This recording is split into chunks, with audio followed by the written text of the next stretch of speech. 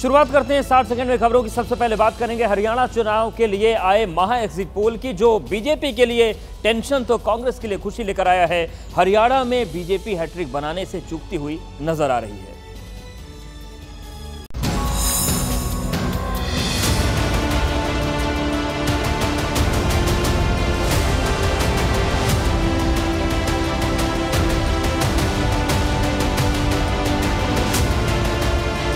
कांग्रेस झूठ का गुब्बारा है। आज उसकी हवा निकल जाएगी और 8 तारीख को टूट जाएगी। हरियाणा के मतदाताओं ने नेताओं की किस्मत को ईवीएम में बंद कर दिया है। 8 अक्टूबर को जब ये पेटियां खुलेंगी तो पता चलेगा कि कुर्सी पर कौन बैठेगा।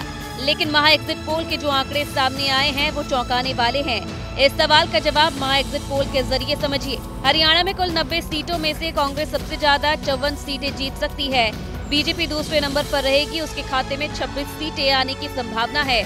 INLD गठबंधन 2 सीटें और अन्य 8 सीटों पर खाता खोल सकते हैं। यानी वहाँ एग्जिट पोल के मुताबिक हरियाणा में कांग्रेस सरकार बना सकती है और बीजेपी को इस बार विपक्ष में बैठना पड़ सकता है। यानी 10 साल बाद कांग्रेस की सत्ता में वापसी हो सकती है और बीजेपी को हैट्रिक से दूर रहना पड़ सकता है। जम्मू कश्मीर के महा एग्जिट पोल में नेशनल कॉन्फ्रेंस और कांग्रेस करिश्मा करती हुई नजर आ रही है। महा एग्जिट पोल के अनुमान के मुताबिक जम्मू कश्मीर में नेशनल कॉन्फ्रेंस और कांग्रेस बहुमत के करीब जाते हुए नजर आ रहे हैं।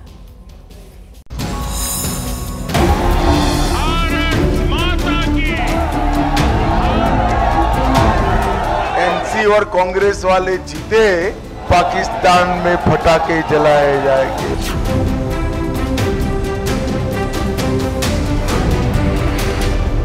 8 अक्टूबर को हरियाणा के साथ ही जम्मू कश्मीर के नतीजे आएंगे। महा एग्जिट पोल के मुताबिक जम्मू कश्मीर की कुल 90 विधानसभा सीटों में से कांग्रेस नेशनल कॉन्फ्रेंस गठबंधन सबसे ज्यादा सीटें 47 जीत सकती है। बीजेपी यहाँ 26 सीटों के साथ दूसरे नंबर पर आ सकती है। महबूबा मुफ्ती की पार्टी PDP सिर्फ 10 सीटें जीत सकती है, यानी तीसरे नंबर पर, और अन्य के खाते में 7 सीटें जाने की संभावना है। महा एग्जिट पोल की माने तो जम्मू कश्मीर में कांग्रेस गठबंधन की सरकार बन सकती है। जम्मू कश्मीर में 10 साल बाद 3 चरणों में चुनाव हुए। जम्मू कश्मीर का ये चुनाव इसलिए भी महत्वपूर्ण था क्योंकि आर्टिकल 370 हटने के बाद ये पहला चुनाव है। ऐसे में जिस तरह से महा एग्जिट पोल के नतीजे सामने आए हैं उसमें कांग्रेस और NC को बड़ी बढ़त दिख रही है। महा एग्जिट पोल के आंकड़ों को देखें तो हरियाणा में बीजेपी हैट्रिक मारती हुई नहीं दिख रही। वहीं जम्मू कश्मीर की बात करें तो अनुच्छेद 370 को हटाने और विकास के जो दावे थे बीजेपी के, वो काम करते हुए नजर नहीं आ रहे हैं। हरियाणा को लेकर आए एग्जिट पोल के नतीजों से कांग्रेस गदगद है और पार्टी एग्जिट पोल के नतीजों से भी बढ़कर उम्मीद लगाने लगी है। उसके पक्ष में लहर चल रही है जो अब की बार हरियाणा में कांग्रेस की सरकार, ये है भारी बहुमत से कांग्रेस पार्टी सरकार बन गई। तकरीबन सभी एग्जिट पोल में बीजेपी हरियाणा में पिछड़ती नजर आ रही है, लेकिन पार्टी एग्जिट पोल के नतीजों को खारिज कर रही है। पूरे बहुमत से भारतीय जनता पार्टी की सरकार आएगी, 8 तारीख को आएगी। मैं कह रहा हूँ कि एग्जिट पोल गलत होगा और भारतीय जनता पार्टी सरकार होगी।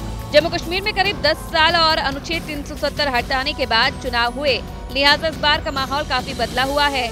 लेकिन एग्जिट पोल के नतीजे बीजेपी के पक्ष में जाते नहीं दिख रहे, तो वहीं विपक्षी दल सरकार बनाने की जुगत में अभी से जुट गए हैं। जम्मू कश्मीर में कुछ सहयोगी दलों के साथ भारतीय जनता पार्टी की सरकार होगी। मैं एग्जिट पोल्स पर ज्यादा भरोसा नहीं करता हूं, लेकिन इसलिए यकीन है कि हमारे हक में जो है पॉजिटिव रिजल्ट होगा। हरियाणा चुनाव को जीतने के लिए कांग्रेस ने कोई कसर बाकी नहीं रखी। विशेष रणनीति के साथ हरियाणा की राजनीति पर काम किया गया, लेकिन सीएम का जो चेहरा था वो सबसे बड़ा दर्द कांग्रेस के लिए रहा और उस पर अभी भी राजनीति चल रही है। बात अगर एग्जिट पोल के नतीजों की करें तो हरियाणा में कांग्रेस सरकार बनती दिख रही है, लेकिन सबसे बड़ा सवाल ये है कि सरकार का मुखिया कौन होगा, भूपेंद्र हुड्डा या सैलजा या फिर कोई और। चुनाव में टिकट बंटवारे से लेकर प्रचार तक हर जगह हुड्डा की चली, लेकिन पूरे चुनाव में सैलजा की नाराजगी से पार्टी की फजीहत भी हुई है। हालांकि सैलजा एन वक्त पर मान गई और चुनाव प्रचार से जुड़ी भी, लेकिन सीएम को लेकर उनका आजमाइश जारी है। लोग होते हैं जिनके नाम कंसिडरेशन में होते हैं, तो उनमें सैलजा भी एक हो सकती है। हाई कमांड करती है फाइनल। तो क्या वाकई में सैलजा की दावेदारी में दम है और भूपेंद्र हुड्डा आसानी से मान जाएंगे? तो इसका जवाब शायद किसी के पास नहीं है, क्योंकि सभी जानते हैं कि सीनियर हुड्डा इतनी आसानी से मानने वाले नेता नहीं है। एमएलए बनेंगे उनसे उनकी राय जानी जाएगी, हाईकमांड फैसला करेंगे, जो भी फैसला करेंगे मंजूर होगा। सबका अधिकार है, हमारी सीनियर लीडर है वो। बहरहाल सभी की नजरें 8 अक्टूबर पर टिकी है, जब नतीजे सामने आएंगे। अब बात शिमला की कर लेते हैं। शिमला की संजौली मस्जिद में अवैध निर्माण को तोड़ने का आदेश जारी हुआ है। शिमला नगर निगम आयुक्त कोर्ट ने 2 महीने में 3 अवैध फ्लोर को तोड़ने के आदेश दिए। 1, 2 और 3 शिमला के संजौली की ये वही मस्जिद है जिसके 3 फ्लोर को अब गिराने के आदेश दे दिए गए हैं। शिमला की नगर आयुक्त कोर्ट ने अपने आदेश में कहा है कि मस्जिद प्रधान की देखरेख में अगले 2 महीने के अंदर निर्माण को हटा दे, जिसे मस्जिद कमेटी अपने खर्चे पर गिराएगी। कोर्ट ने ऑर्डर पास किए कि 3 मंजिलों को ये वक्फ बोर्ड और मस्जिद कमेटी खुद डिमोलिश करे अपने खर्चे के ऊपर। शिमला की जिस मस्जिद पर विवाद है वहाँ उसका निर्माण साल 2010 में शुरू हुआ। जिस जमीन पर मस्जिद है वहाँ एक दुकान हुआ करती थी, लेकिन वहाँ पर धीरे धीरे 5 मंजिला इमारत खड़ी कर दी गई। 6750 स्क्वायर फीट से ज्यादा का निर्माण हो चुका है। स्थानीय लोगों का कहना है कि जमीन हिमाचल सरकार की है। मस्जिद मैनेजमेंट का दावा है कि जमीन वक्फ बोर्ड की है। संजौली की मस्जिद कमेटी ने 12 सितंबर को एक एप्लीकेशन नगर निगम आयुक्त कोर्ट में दी थी, जिसमें ऊपर की 3 मंजिलें गिराने का प्रस्ताव दिया गया। इसी अंडरटेकिंग के आधार पर निगम आयुक्त ने ये फैसला लिया। दिल्ली के बस मार्शल के मुद्दे पर आप सरकार और बीजेपी विधायकों की बैठक में जमकर हंगामा हुआ, लेकिन हैरान करने वाली तस्वीरें तब आ गईं जब मंत्री सौरभ भारद्वाज और आप विधायकों ने बीजेपी विधायकों के पैर पकड़ लिए। हंगामा दिल्ली की बसों में बस मार्शल की बहाली का है। दिल्ली सचिवालय में बस मार्शल की नौकरी पर चर्चा के लिए मीटिंग बुलाई गई थी। इसी दौरान जब बीजेपी विधायक जाने लगे तो बस मार्शलों ने हंगामा कर दिया। ड्रामा अभी खत्म नहीं हुआ था, या यूं कहे कि अभी शुरू ही हुआ था। इसके बाद दिल्ली सरकार में मंत्री सौरभ भारद्वाज ने बीजेपी विधायकों को एलजी के पास चलने को कहा। देख लो भारतीय जनता पार्टी का। आपने आरोप लगाया कि बीजेपी विधायक भागने की फिराक में थे, इसलिए लिहाजा उन्होंने बीजेपी विधायकों के पैर पकड़ लिए। इस बीच बीजेपी ने एक्स हैंडल पर दावा किया कि एलजी के साथ मीटिंग में बस मार्शल के लिए फैसला ले लिया गया है। हमारी मीटिंग महामहिम उपराज्यपाल जी से हो गई है, तो आप सभी को सूचित करना चाहते हैं। हम बहुत अच्छी खुशखबरी है, एलडी साहब ने हमारी मांगे मानने के लिए हाँ कर दी है। इधर आपके नेता एलजी आवास के बाहर ही धरने पर बैठ गए। हंगामा बढ़ा तो पुलिस ने हल्का बल प्रयोग कर प्रदर्शनकारियों को हटाया। कोलकाता के आरजीकर अस्पताल में महिला डॉक्टर के साथ रेप और हत्या के मामले में अब जूनियर डॉक्टर्स आमरण अनशन पर बैठ गए हैं। उनका कहना है कि पश्चिम बंगाल में जो मुख्यमंत्री हैं उन्होंने उनकी मांगों को पूरा नहीं किया।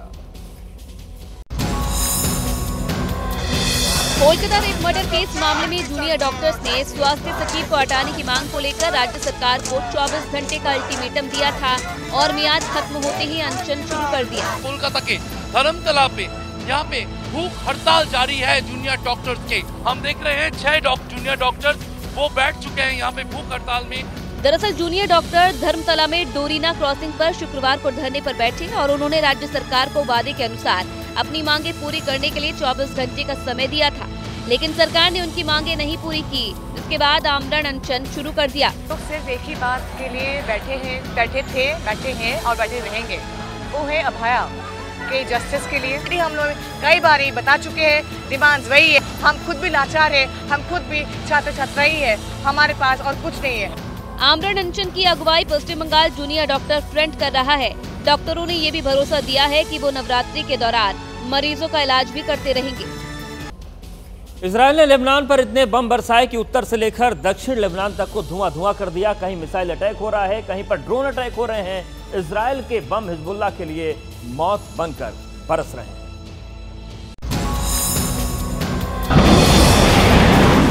मिडिल ईस्ट में जंग के सारे नियम बदल गए हैं। पहले दक्षिणी लेबनान निशाने पर था, अब उत्तरी लेबनान बम धमाकों से गूंज रहा है।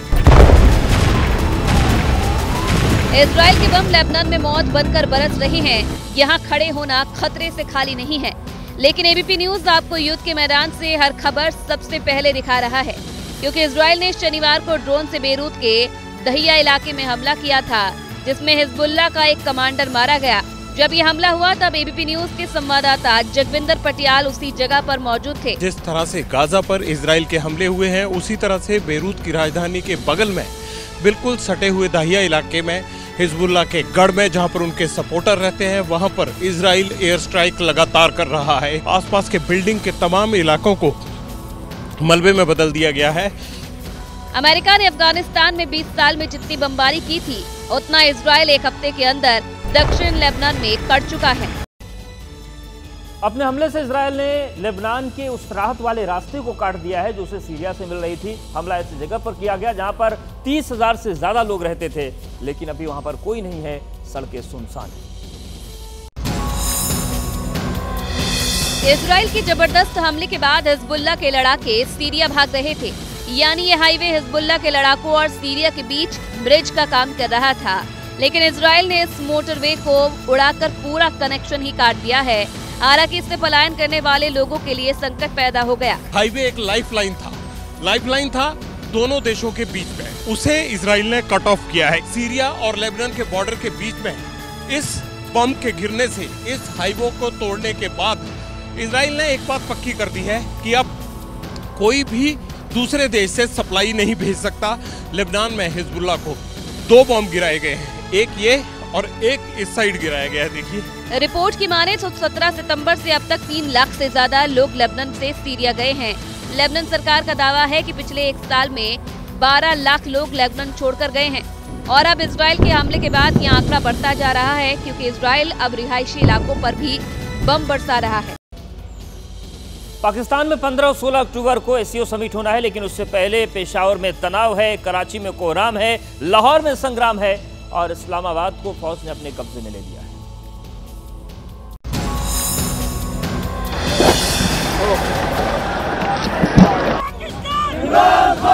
ये सिर्फ तस्वीर और तकरीर नहीं है, ये जिन्ना के मुल्क की बर्बादी की मुनादी है। पड़ोस के मुल्क में एक बार फिर बगावत की भयंकर आग लग चुकी है, और ये आग क्यों लगी है ये भी समझिए। पाकिस्तान के कई इलाकों में इमरान समर्थकों और पाकिस्तानी फौज के बीच जबरदस्त बवाल हुआ। एक तरफ नियाजी समर्थक थे तो दूसरी तरफ पाकिस्तान के वर्दी वाले दहशतगर्द एक दूसरे का सिर फुटौवल कर रहे थे।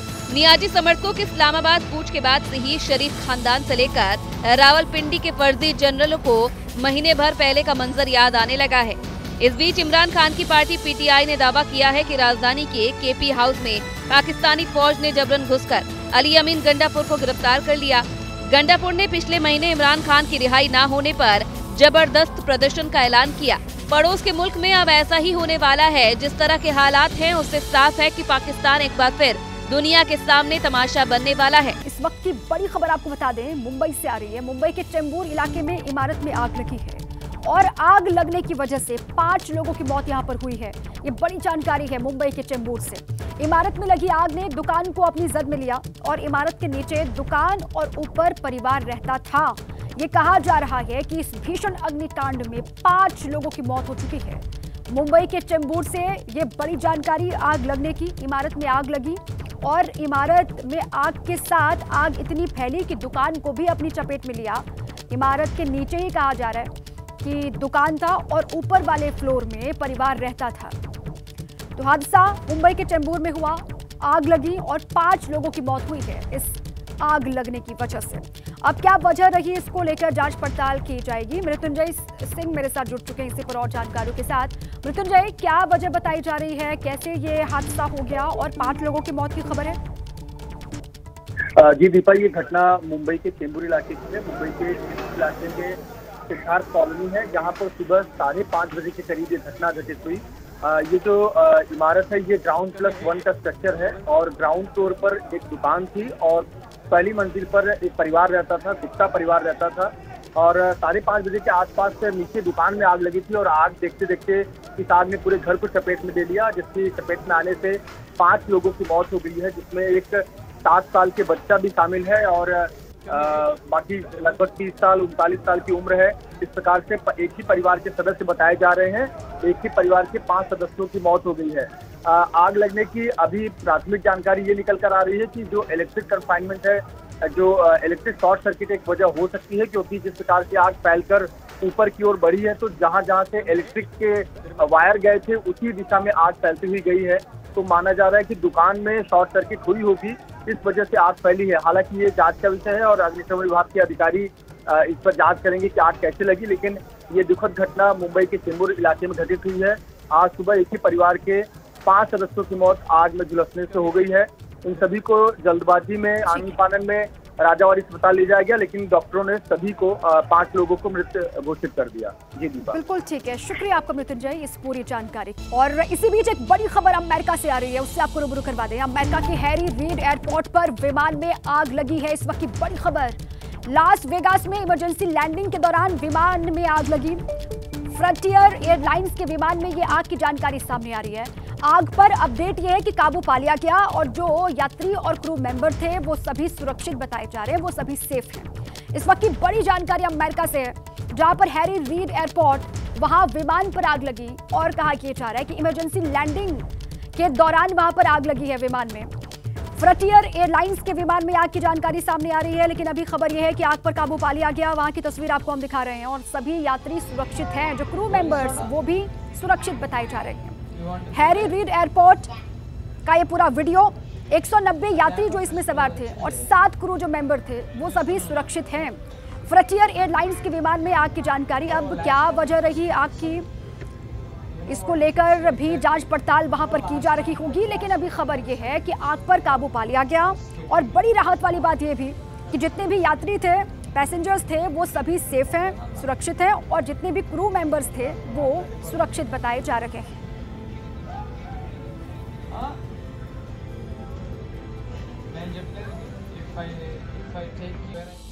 और इस बीच एक और बड़ी खबर है यूपी के बहराइच से, जहां पर आदमखोर भेड़िया मार दिया गया है। तो ये बड़ी खबर और बड़ी राहत की जानकारी वहां से आ रही। देर रात ग्रामीणों ने भेड़ियों को पीट पीट कर मार डाला।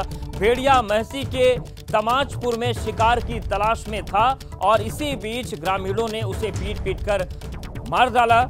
लगातार जिस तरीके से आदमखोर भेड़िए की कहर की बातें सामने आ रही थी, उन सब के बीच बड़ी खबर बहराइच से है, जहां पर आदमखोर भेड़ियों को ग्रामीणों ने पीट पीट कर मार डाला। भेड़िया महसी के तमाचपुर में शिकार की तलाश में था। जानकारी मिलते ही भेड़िए को ग्रामीणों ने घेर लिया और लाठी डंडे से पिटाई के बाद भेड़िए की मौत हो गई। तो देखिए, 2 तस्वीरें हम आपको दिखा रहे हैं। जो दूसरी तस्वीर आप देखिए किस तरीके से रात को ग्रामीण निगरानी कर रहे थे। लगातार दहशत का माहौल बना हुआ था, खासतौर से इस महसी क्षेत्र की बात करें। और अब बड़ी खबर आ रही कि एक आदमखोर भेड़िए को ग्रामीणों ने पीट पीट कर मार दिया है। और बड़ी खबर महाराष्ट्र के लातूर से है, जहां पर पूरणमल लाहौटी हॉस्टल में खाना खाने के बाद 100 लड़कियों की तबीयत बेहद खराब हो गई। इसके बाद सभी छात्राओं को अस्पताल में भर्ती कराया गया है। वहीं कुछ को इलाज के तुरंत बाद हॉस्टल वापस भेजा गया है, लेकिन कुछ छात्राओं का भी इलाज जारी है। जानकारी ये मिल रही है कि छात्राओं का जो कहना है कि खाने में छिपकली निकली थी और उसके बाद इनकी तबीयत बिगड़नी शुरू हो गई। और हालांकि उसके बाद तुरंत 100 लड़कियों को जो पास का अस्पताल है वहां पर पहुंचाया गया। कुछ छात्राओं को अस्पताल से छुट्टी दे दी गई है, वहीं कुछ को अभी भी इलाज दिया जा रहा है। छात्राओं का कहना है कि खाने में छिपकली निकली थी और इसके बाद देखते ही देखते जो 100 छात्राएं हैं वो बीमार पड़ गईं, जिनके बाद जो हॉस्टल प्रबंधन है वो तुरंत उनको लेकर अस्पताल पहुंचा। तो महाराष्ट्र के लातूर में पूरणमल लाहौटी हॉस्टल की घटना है, जहां पर खाना खाने के बाद 100 लड़कियों की तबीयत खराब हो गई। और इस वक्त बड़ी खबर जम्मू कश्मीर से है। जम्मू कश्मीर के जुल्लास में AK-47 सहित भारी मात्रा में विस्फोटक बरामद हुआ। सर्च ऑपरेशन के दौरान ये कामयाबी मिली है। भारतीय सेना के जो जवान हैं उन्होंने विस्फोटक को नष्ट कर दिया है। तो बड़ी खबर जम्मू कश्मीर के जुल्लास से है, जहां पर AK-47 सहित भारी मात्रा में विस्फोटक बरामद किए गए हैं। सर्च ऑपरेशन सेना का चल रहा था, उसी दौरान ये बरामदगी की गई है। फिलहाल आप देखिए, ये तस्वीरें हम आपको दिखा रहे हैं। AK-47 के साथ ही साथ बड़ी मात्रा में जो विस्फोटक हैं वो बरामद हुए हैं। यही वो पूरा बरामदगी है भारतीय सेना की, जो थोड़ी देर पहले तस्वीरें सामने आई हैं। हालांकि अब इन जो बम है ये इनको डिफ्यूज कर दिया गया है। और ये देखिए, तस्वीरें आपको दिखा रहे हैं किस तरीके से ये जो बम थे इन्हें बरामद किया गया और इन्हें डिफ्यूज भी कर दिया गया है। हालांकि जो इंटेंसिटी है लो है, लेकिन बड़ी कामयाबी है, क्योंकि इसका इस्तेमाल अगर होता तो दिक्कतें हो सकती थी, नुकसान हो सकता था।